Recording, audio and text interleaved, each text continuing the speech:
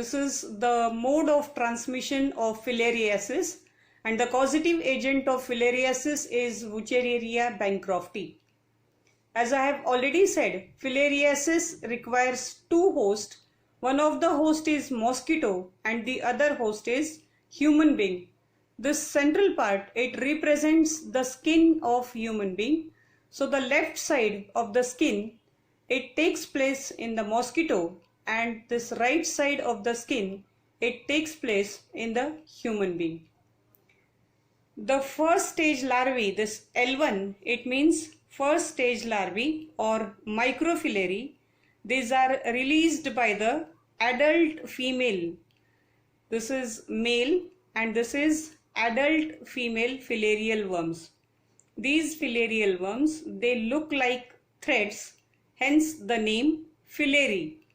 So the difference between male and female is shorter and female is longer. This female adult worm, it lays about or it releases 10,000 microfilary per day. In other cases, we have studied that the adult female, it lays eggs.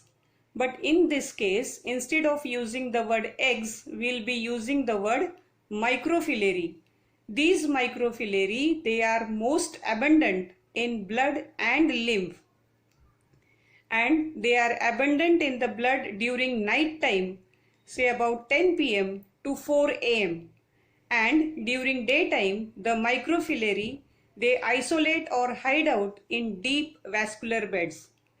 The microfilary or the presence of microfilary in blood smear is the diagnostic test, and this is the diagram of the microfilary, and presence of these microfilary in blood smear and its microscopic examination confirms the disease filariasis.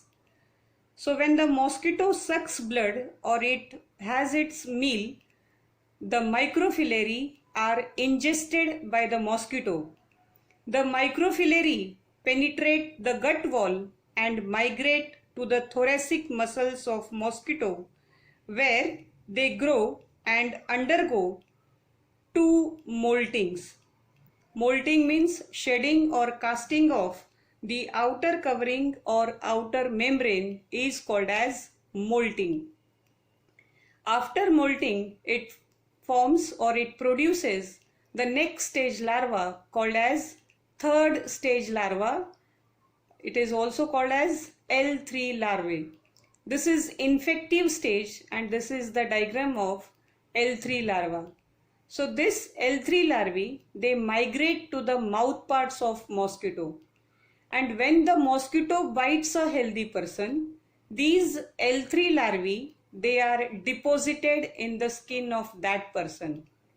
The L3 larvae, they enters the lymphatic system, where they again undergo molting to form L4 stage larva or fourth stage larvae, and migrates to the lymphatic system to develop into adult worms.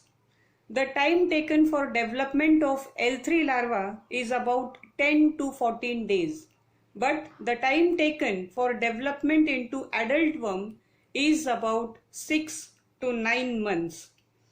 So this is how the development takes place and the formation of adult worm takes place in the human beings.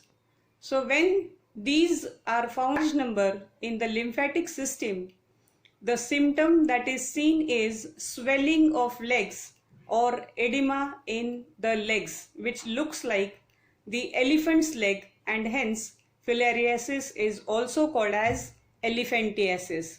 Thank you.